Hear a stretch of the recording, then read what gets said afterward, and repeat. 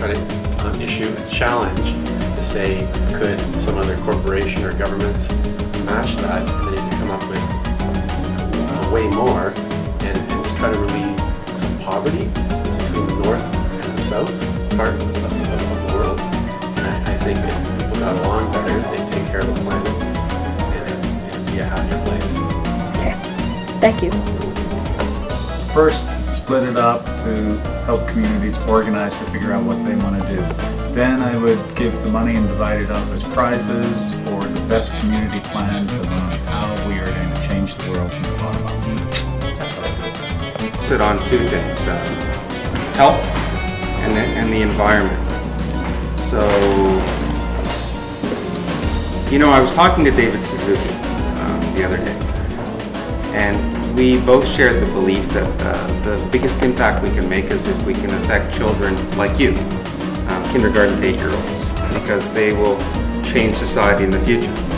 So I would probably set up an education program targeted at children around the world and teach them how they can make a change in their own communities in both of those two issues, health and the environment. So I think quite often kids are underrepresented and aren't taken into account, and adults make all the decisions. So that's what I would do.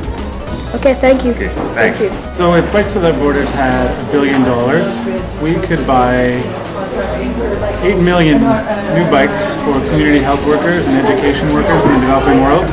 We could also buy 2.5 million bike ambulances and bring healthcare to remote communities all throughout Africa and most of South America as well.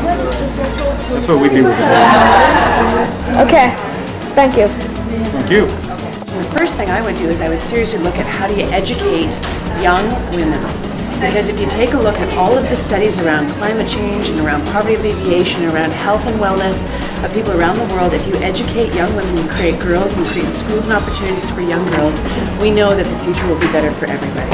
We know that we'll be able to see population rates decrease, and we'll be able to see more people included in our society, and women make great decisions. Sure that everybody had the opportunity to engage in whatever creative, cultural, artistic, fun, interesting, innovative things that they wanted to do. And I would make sure that people had that opportunity and freedom. Thank you for your time. Sure.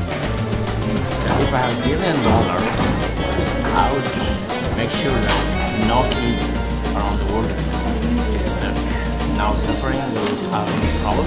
I will develop some different projects all over the world, in different parts of the world, in different continents, and make sure that those projects help kids on the street, that they have access to education, health, and all the basic things.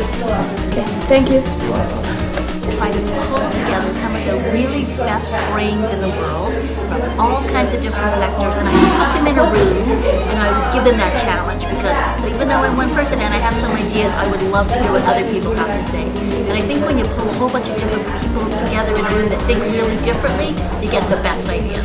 And so I think I would like to throw that out to them, and I would like to throw them all together and then see what we would come up with. But I would hope it has something to do with the environment and with poverty reduction and things like how do we deal with all the aging population and stuff that we have in our country, and we have to also really think about how we do this internationally as well, right?